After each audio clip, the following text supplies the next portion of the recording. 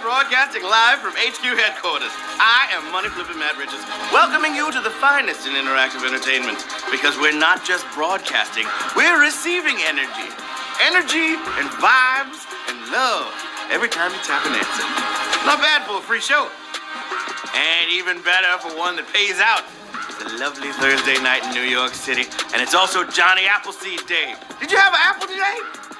Y'all know my favorite, right? Honeycrisp. Woo! Where have they been all my life? Yeah. We're honoring the guy who planted apples all over America. I hope you know his story.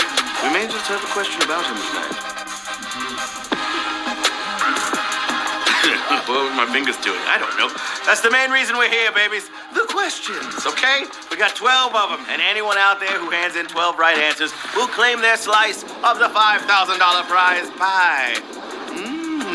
Sitting on a windowsill, just waiting for you to come by and sniff it.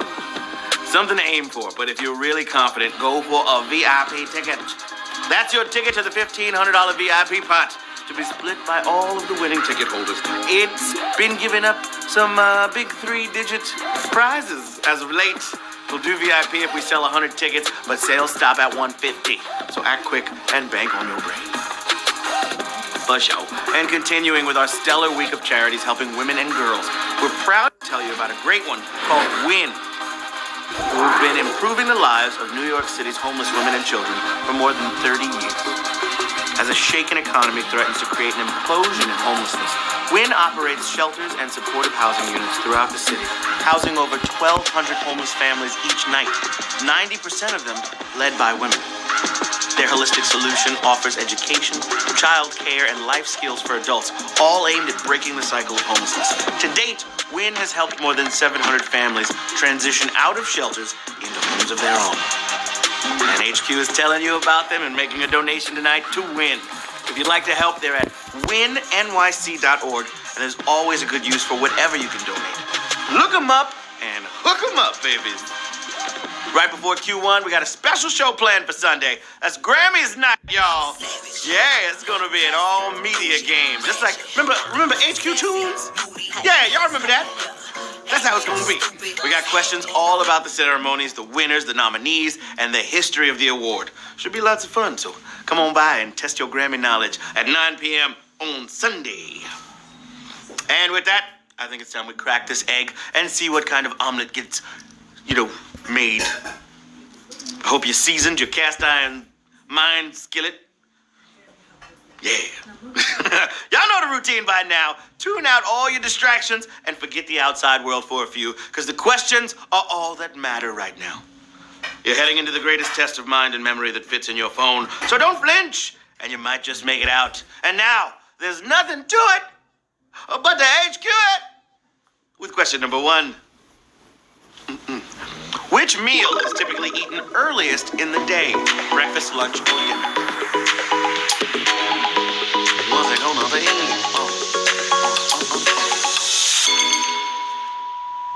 All right, if there's a place with a 24-hour breakfast menu in your area, it can be hard to resist an evening trip.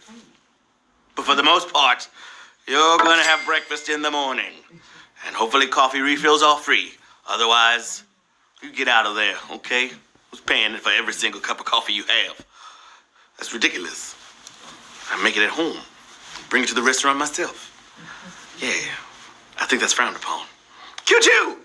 Which of these is a spin-off of TV's The Masked Singer? The Masked Actor, The Masked Dancer, or The Masked Musician?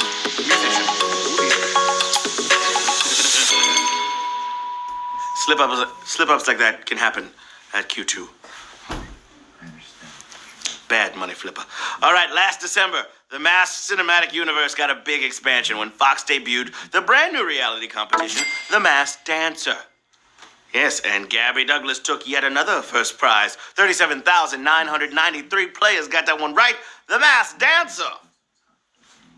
Q3 in the place to be. What kind of animal does the rapper Drake play in the Ice Age franchise? Saber-toothed tiger, sloth, or woolly mammoth? I have no idea. All right, he was Jimmy on Degrassi, and then in Ice Age, And then Drizzy, or Drake, which sounds like dragon or lizard names. But in his animated days, Drake played Ethan, a mammoth. Yeah, I'm sure Sabretooth feels cooler in retrospect. Oh my gosh! That's a pretty savage question. 11,962 players got it right. Woolly Mammoth Drake. Yeah. I know when that iceberg bling, that can only mean one thing.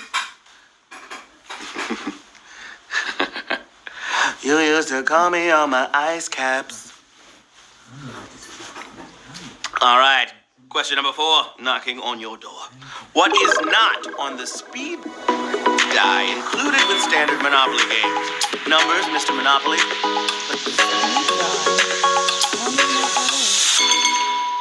What is not? Nobody has 4 hours to commit to Monopoly these days. So the die speeds things up. You can snag unowned properties by rolling Mr. Monopoly or move normally when you roll a number. But there are no dollar signs. And there's a bus. Why not a train? What's the deal with the bus? 9,964 got it right. Dollar sign was the answer. Question number 5 for the children. Which chocolate company does not have a bird in their logo? Ghirardelli, Nestle, or Toblerone?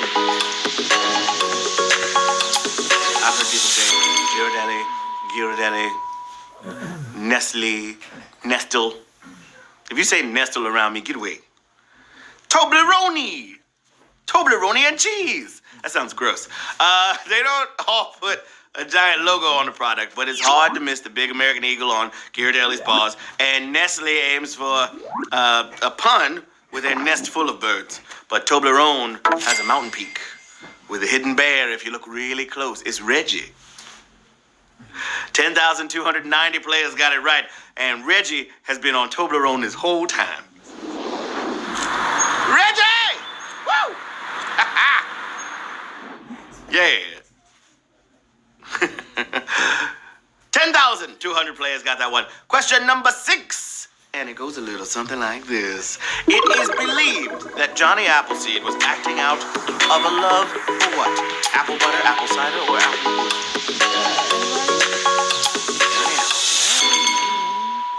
I didn't even know he had a date.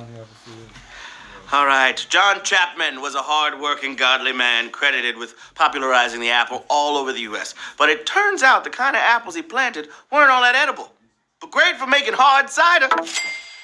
Some godly men still know how to party. 9,198 of y'all got it right. Yeah.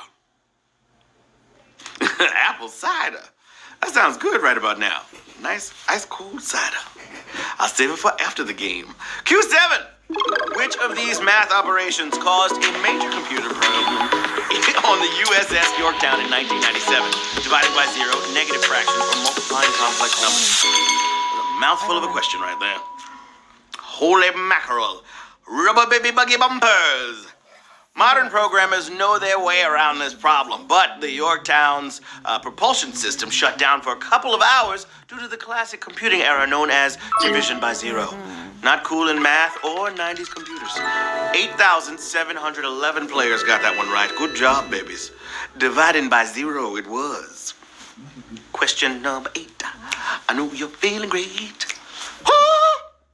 The closing sentence of The Great Gatsby presents what kind of metaphor? Horticultural, nautical, or religious?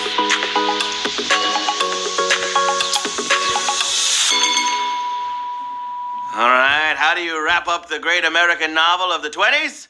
Fitzgerald made a good try with, "So we beat on, boats against the current, borne back ceaselessly into the past." Sounds pretty nautical to me. And pretty futile as well. 8,256 got it right. Nautical. A nautical theme, Pashmina Afghan. I'm on a boat.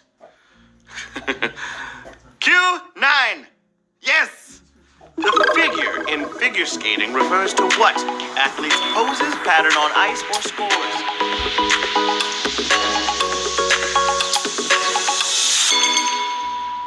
All right, some of us don't even think about figure skating until the Olympics, and that's okay. but you might have just let that name go over your head since it actually stands for the figures drawn on the ice. If you thought it was about strong figure, go figure. 8,202 knew what to do. Oh, shoot, look at you. Oh, shoot. Look at you. Okay, question number 10, my friends. Time to get it in. Dolphins do not have which of these? Bronchioles, larynx, or vocal cords?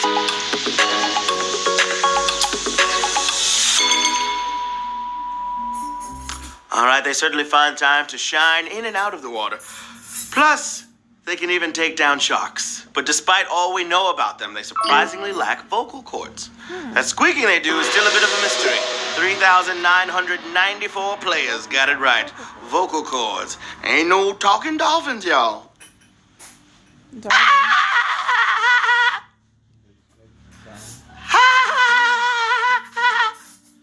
Those are terrible dolphins. I'm not an animal impersonator. Clearly. Question number 21. Q11. All dolphins go to heaven. Mine sounded like a dying one for sure. All right. Which is an official language of the country with the highest per capita gingerbread consumption? Faroese, Finnish, or Frisian? Faroese, Finnish, or Frisian? All right, I like gingerbread, but holy dang, this country eats almost triple the number, 2 countries' numbers.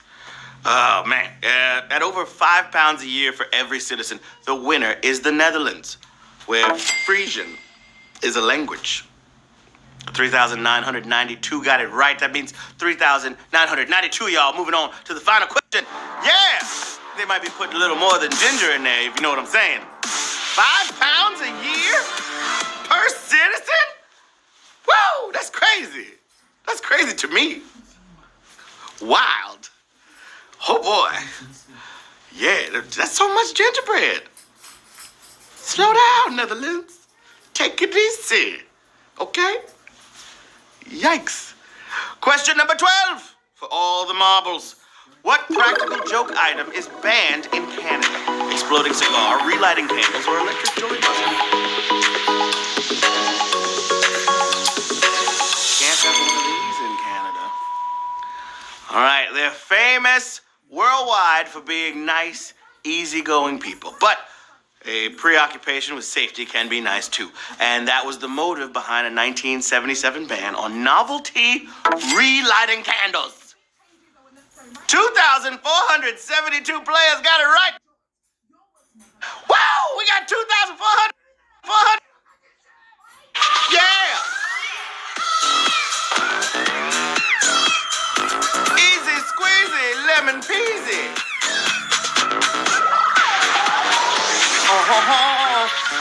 Yeah. This is the part where I read out the winners. Shout out to Albert321, One Lucky F, Homeland, Millie Mitzi, Risha B. Hap, T. Zaku, Sinswolf, Sharon TM, HQ Fan 234, OK 838, Mithuni, Christmas. Everybody's $2.02 richer. Hidden Card, Martinez R, Monroe Pa, Luigi 8UO, and everybody else.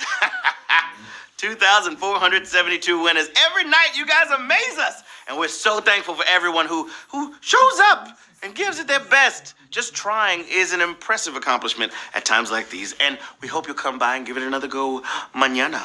That charity I told you all about is WIN, helping break the cycle of homelessness for thousands of New Yorkers. Go to winnyc.org to see what you can do to help, okay?